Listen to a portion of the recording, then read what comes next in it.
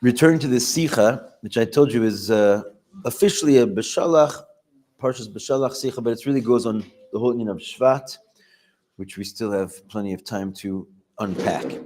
So we spoke about two psukim that are next to each other in the Parsha, and we're trying to figure out what the connection between them is. So we said the Kli Yakar gives two explanations of what the juxtaposition of these two verses are.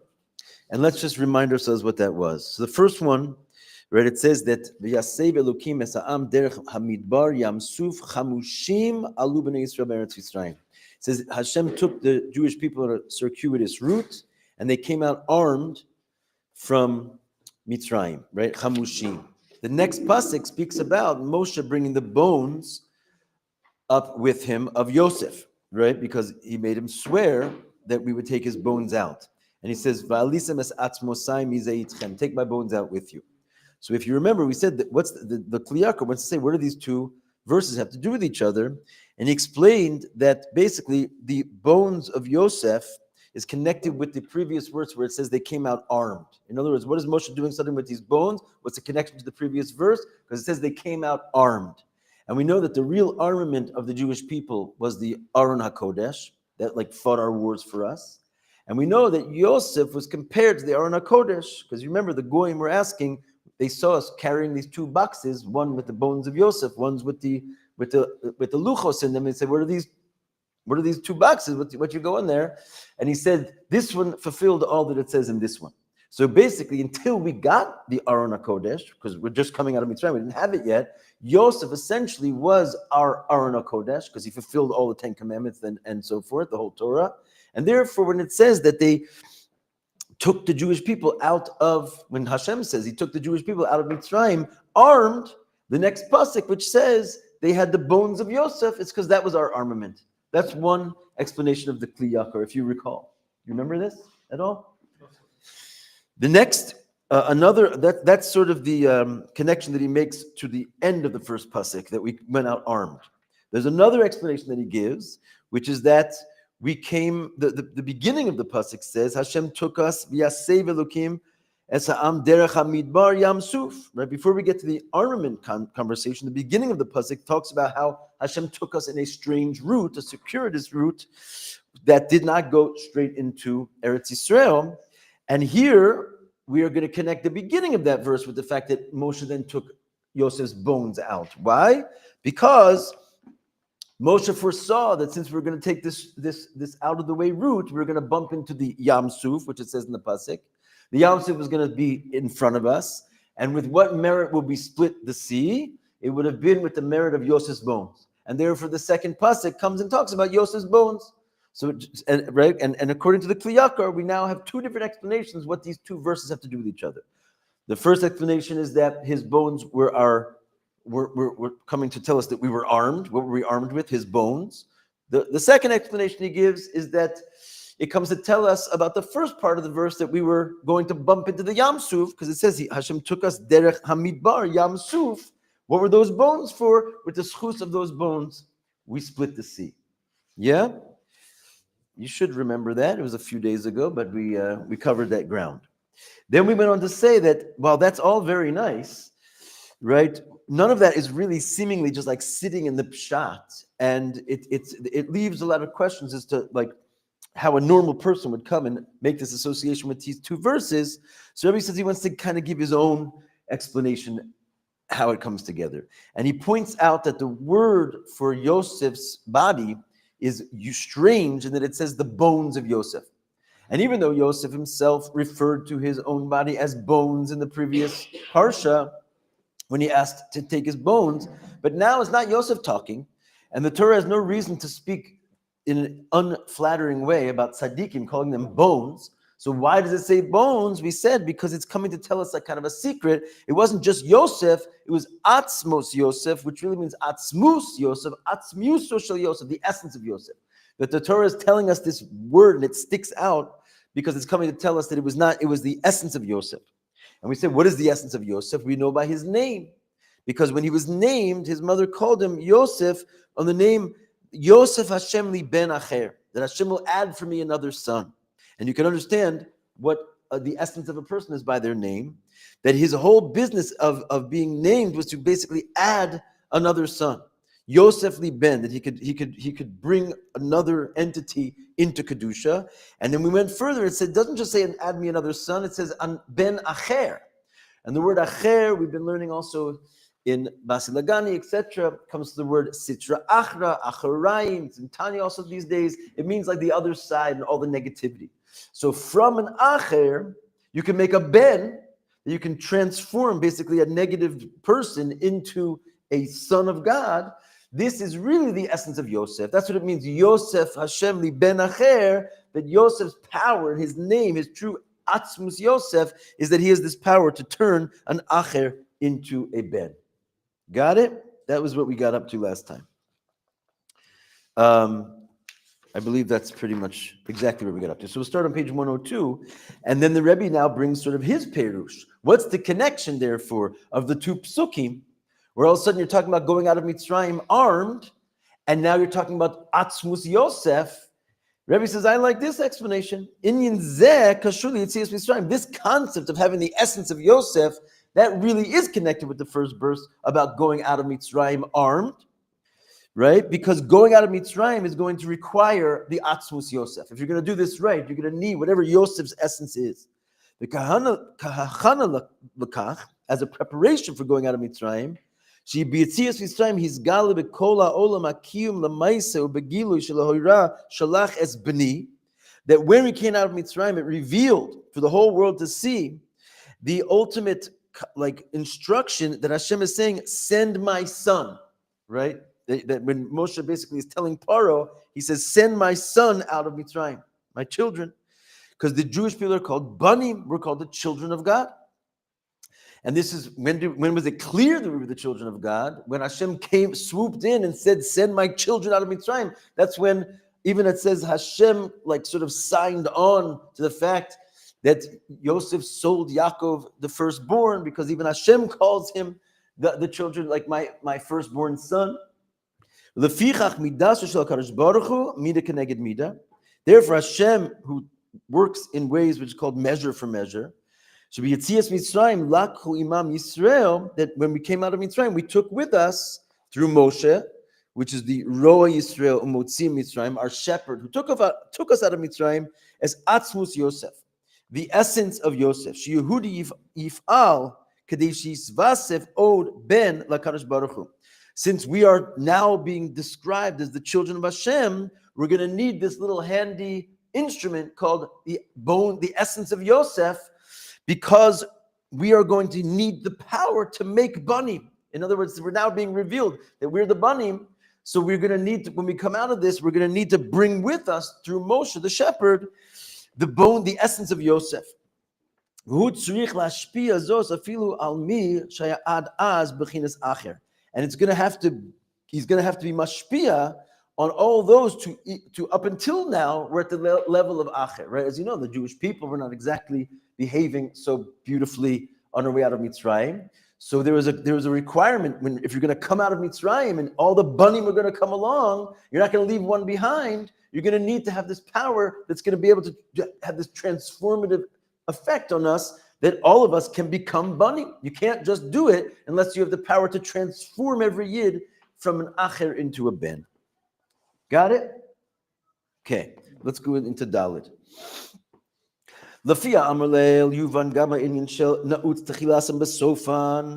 Based on this, we could also understand what the Rebbe brings from the Sefer Yetzirah, this idea of the end is wedged in the beginning. Does anyone remember the end of Parshas Beshalach?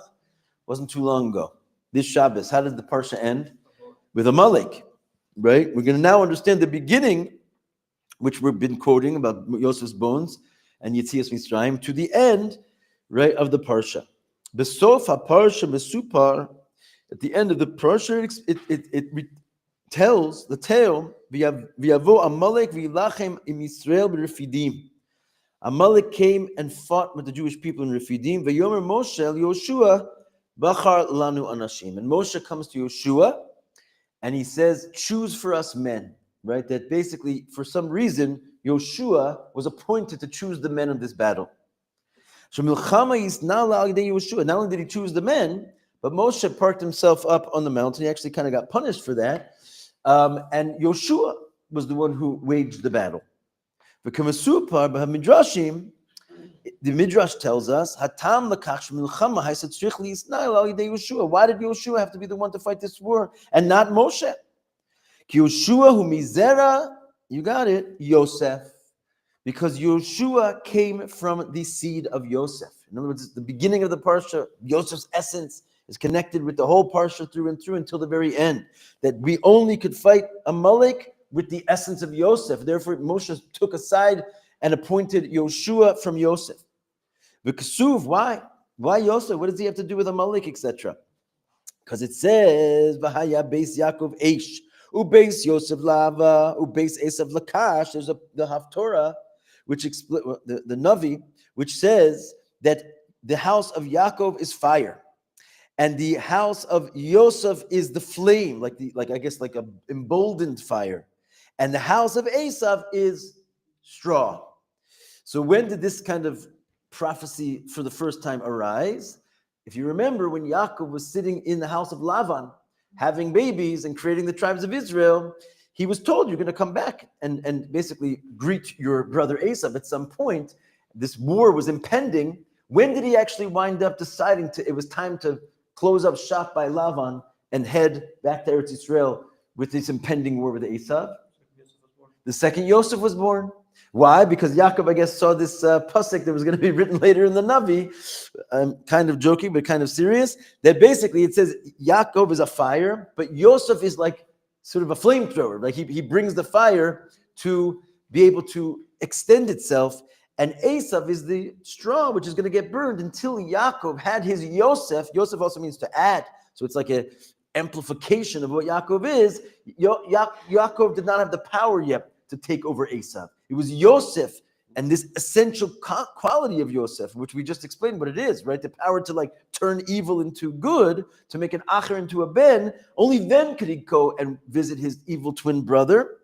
And Amalek is from the Zerah of Esav. It was not a different story here when we came out of Mitzrayim. It was the exact same scenario. We were not strong enough really to take on Amalek, who is a derivative of Esav, until Yoshua was appointed, because he is this Yosef power, because he has this ability to conquer Esav. Noam, you had a question? Yeah. How many midrashim are there in general? This is just like a technical general question. There's quite a few. There's midrashim on all the 5 books of the Torah, and then there's other midrashim, Yalkut and Yalkut Shmoni, and different, basically, Tanaim wrote the different midrashim at that period. It's interesting that Yeshua at the end, Yeshua was one who held up Moshe's hands. Yeshua is not one of the people that held up Moshe's hands. No, it's Aaron and Hur. Yeah. I'm gonna take it. I'm gonna take a drink now. Okay, have a drink. All right. So the ability for Amalek to fight with the Jewish people. How did they get the chutzpah to fight with us in the first place? You have a question also? Yeah. Okay. In the field, one person stood up to Esav is Yaakov. Sorry, Yosef. He stood in front of his mother, you're saying, and like shielded his. Esav, he's the only one who did something that is. Yeah, he stood in front of his mother, so Esav wouldn't look at her. Yeah, he's the man. Everything is about Yosef goes on the same opinion. So yeah, for sure. So he says the ability for Amalek to fight with the Jewish people to begin with.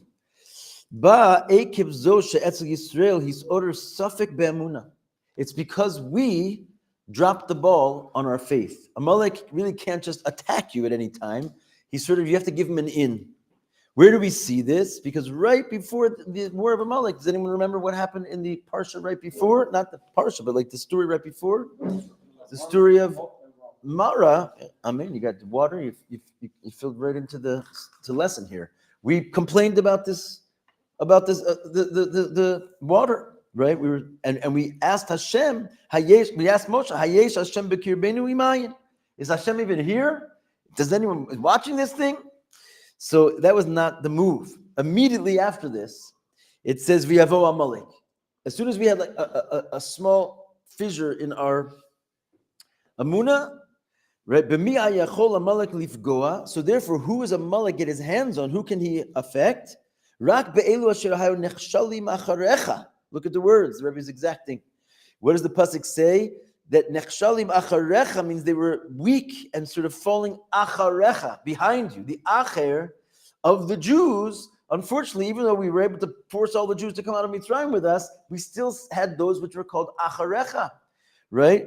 Kafishim Mevar Rashi says, Chasre koach machmas chatam, she'anan poltam. There were certain Yidden that were weak because of their sin, and the clouds spit them out. We were walking around in clouds of glory. Some didn't get to go in the clouds of glory. They were spit out from their sin, right? So these were called acharecha. They were called behind us because they were sort of trailing behind us. But of course, they're embodying, unfortunately, this concept called acher, which is mamash Yosef's territory, right? He's the one who's able to make an acher into a ben. But Amalek was only able to get his hands on those acherecha, those bad boys that lost their amuna. So that's where Amalek attacked. Whereas the Jews that were in the clouds of glory, nobody could attack us, right? We were totally protected by them. So in other words, Amalek has no effect on anyone unless he opens up, right? Of course, the famous gematria of Amalek is Suffolk, right? Once you start to have a doubt in your Amunah, literally that's the same gematria as Amalek. You let him in. So automatically, Ba Amalek. Ali de Yetzer Hara. Amalek came through our own Yetzer Hara. V'shoel, and he asks, Kevan shu nilcham rak b'chasri koach machmas chatam. Right? Since he's only fighting with those, right? When Amalek comes, the Yetzer Hara is going to come and ask. Since he's only fighting with those who are lacking in their strength because of their sin, but not with those who are in the cloud. Amalek basically had no effect on them. Why did the God-fearing people who were in the cloud have to bother themselves with those losers that were falling along behind, outside of the cloud? In other words, I'm safe in the cloud because I'm righteous. And all of a sudden, there's like these wicked Jews, and for their own doing, they got kicked out of this cloud, and now they're like the Amalek has their hands on them. Why do I have to put myself into a existential threat for them? The Yetzer Hara might say, as Rashi says that, right? When Yoshua told the Yidden to fight, what did he say? Say mina anan. He specifically says, go out of the cloud, which means this war took place outside the cloud. V'nilcham ba'Amalek. And if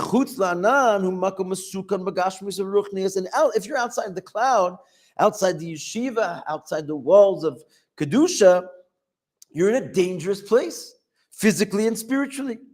And why are you busy going out of the cloud and putting yourself in danger? For who?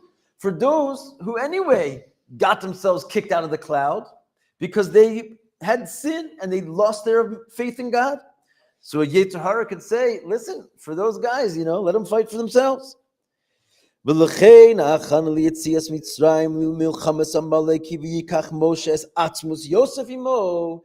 this Yetzer Hara wouldn't get to us because we're going to have Avos Yisrael for every Jew, and then we would have the power to actually go out of the cloud and save a Yid who was a sinning Jew. We took the Atzmos Yosef with us. Moshe Rabbeinu prepared us for this. He said, you're going to need the power to turn an acher into a ben. Those who are nechshalim acharecha, right? Because we have this Atzmos Yosef, and it actually was manifest in Yoshua, who was from Yosef, who basically was dragging all the Jews against the Yetzer Hara out of the cloud of protection to go and help the acher. When it gets, God forbid, to a state when a Jew is other to his Father in heaven, acher, and this Jew is saying, is God with us or not? He has questions on his faith. He's not sure if there's a God. He's not sure if he believes in all this. There's varying levels of this. Rashi brings a mashal of a Jew of this nature. It says a Jew, he says like this, right?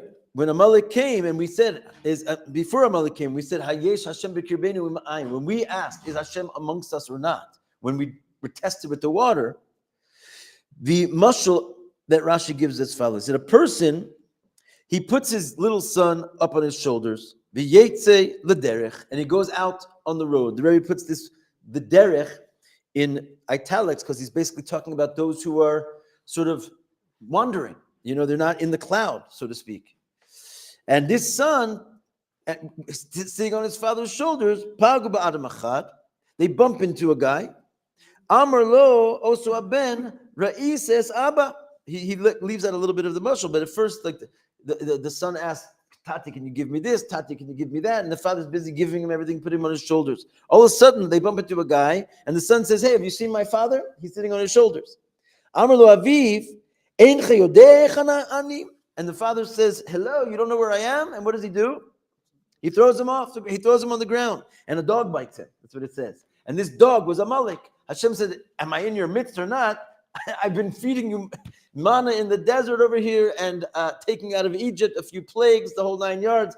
And you're asking if Hashem is with us? So he threw us off his shoulder and the dog bit us. And this is called an acher, someone who doesn't see his own father. He's not sure if he's there. He's giving you life, giving you everything, but you're not sure. To the point that you get so unsure that you start actually acting out on your unsureties and you start doing foolish things. Then what do you do? What do you need? Who's going to help this guy? The mighty ones and the fearers of God.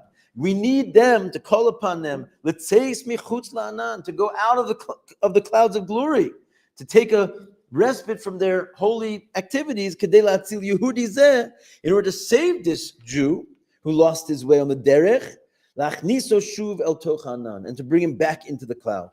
So we can see his God again, that he's sitting on his shoulders. And so we'll re-recognize how Hashem is taking care of every single one of us like a son. Like it says, Tamid ani beinechem zuman l'chol tzarkechem. I'm always with you, and I'm ready for all your needs. And to think of each and every single one of us like a son. It's not so simple to see that sometimes. You can have a lack of emunah. It happens to the best of us, and therefore you need another yid, someone who's healthy to go and save you. This is what it means that Yeshua had to be chosen to fight this battle. A battle like this, right? It says, Milchama zu hisnal agdei Moshe Rabbeinu b'shlichus shel Moshe. Yes, it was Moshe's battle, and it was done with the shlichus of Moshe. They were called Anshe Moshe at the end of the day. But Yachad im zos, Bachar lanu. Moshe said, choose for us, right, men. That this battle had to be fought, right? Because Moshe, at the end of the day, was the one who took the bones of Yosef out of Mitzrayim. He's sort of guiding this process, but at the end of the day, it's the koach, the atzmus of Yosef that does the job. The